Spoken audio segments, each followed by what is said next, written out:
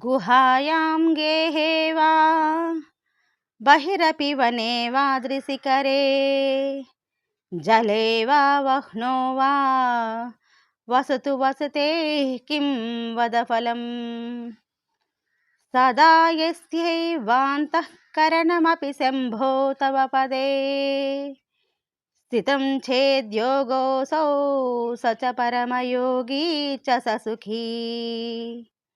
తాత్పర్యము: ఓ శంభుడా, మానవుడు పర్వత గుహయందు గాని, బయట గాని, అడవియందు గాని, అగ్ని యందు గాని, నీటి యందు గాని ఒంటరిగా ఉన్నంత మాత్రం చేత యోగసిద్ధి కలగదు.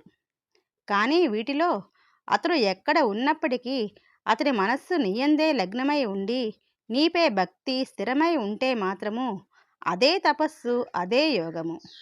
అటువంటి యోగము గలవాడే నిజమైన యోగి.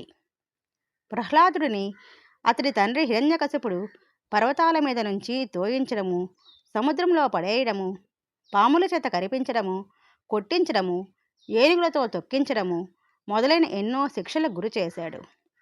ప్రహ్లాదుడు ఎక్కడ ఉన్నా, ఏ స్థితిలో ఉన్నా కూడా అతడి మనస్సు మాత్రం అప్పుడు జరుగుతున్న దాని మీద కాకుండా భగవంతుని యందు లగ్నమై ఉంది.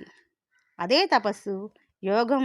మనం ఎక్కడ ఉన్నామన్నది కాదు కావలసింది, మన మనస్సు ఎక్కడ ఉన్నది అన్న దాన్ని మనం ఎల్లప్పుడూ గమనించుకుంటూ ఉండాలి.